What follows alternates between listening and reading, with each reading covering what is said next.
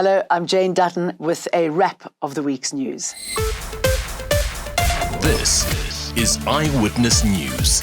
A former accused in the Joslin Smith trial claims Kelly Smith confessed to her that she sold Joshlin to a sangoma for 20,000 rand. The Laurentia Lombard has turned state witness. Smith, Jacqueline Apollos and Stefano van Rijn are on trial for the little girl's disappearance. State witness Laurentia Lombard says she saw Kelly Smith take Joslin to meet an unknown woman the day before the little girl disappeared. Earlier on that day, Lombard says she overheard Smith tell co-accused Jacqueline Apollos that someone wanted to buy Joslin. The former accused says she saw Smith receive a small parcel from a short woman who was dressed like a sangoma. Lombard says Smith later confessed she had sold Joslin to a sangoma.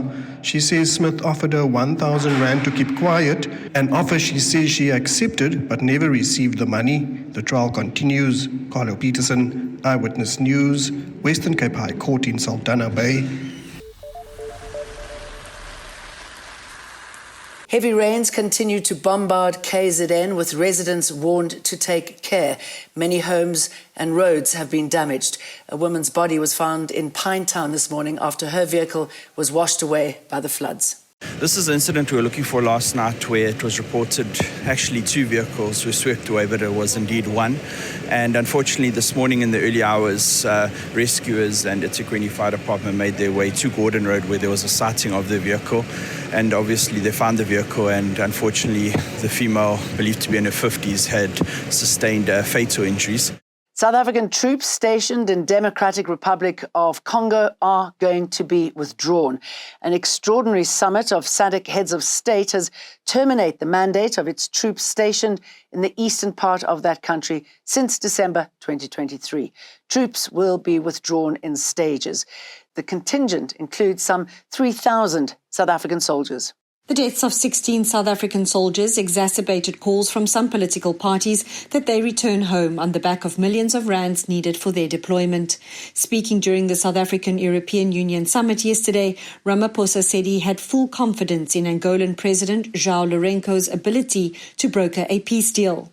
So that for us is a confidence-building measure that enables us to then have a phased withdrawal from the Eastern DRC. South Africa has sent around 3,000 troops to the DRC since the deployment began in December 2023. Lindsay Dentlinger, Eyewitness News. A rather rocky landing for the delayed 2025 budget on Wednesday.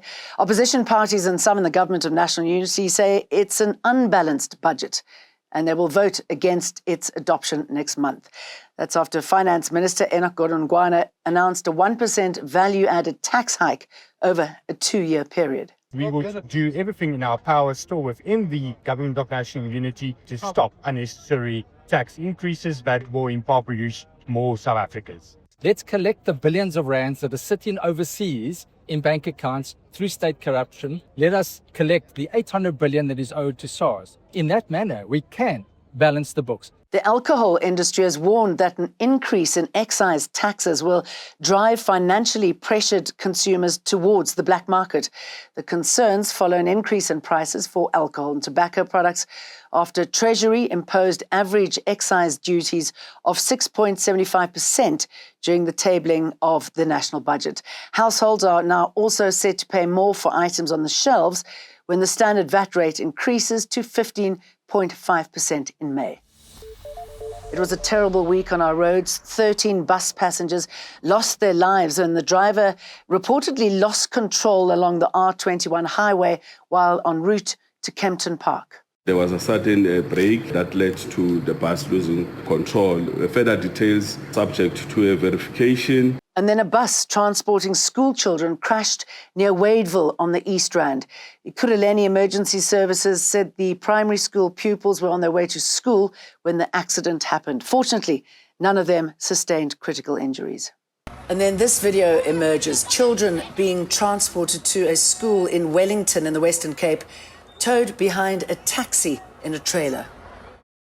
With 2 months left of fire season in Cape Town, the city's firefighting resources have not dwindled. The fire services have backup resources such as extra firefighters and equipment that will be automatically released once a fire reaches a certain response trigger or jumps a fire line. And if you're anywhere close to the mother city tomorrow, go to this. The Cape Town Carnival will be celebrating its 15th anniversary in Greenpoint. The parade will kick off at 6 p.m. and will see 1,500 performers, DHL Stormers, the Drag Cartel, and Rio Carnival's Queen of the Drums, Erica Janadzu. It really has been incredible to witness the Cape Town Carnival's growth from an event with just over 11,000 spectators on Long Street in 2010 to a fully fledged festival attracting around 30,000 people. Over the last 15 years, the Carnival has become an unmissable family-friendly event, celebrating our country's diversity, culture and creativity and the arts while promoting a sense of community. I hope you enjoy that. Have a good weekend and see you again on Monday. Eyewitness News, in touch, in tune, and independent. For the latest, log on to ewn.co.za or ewn.mobi.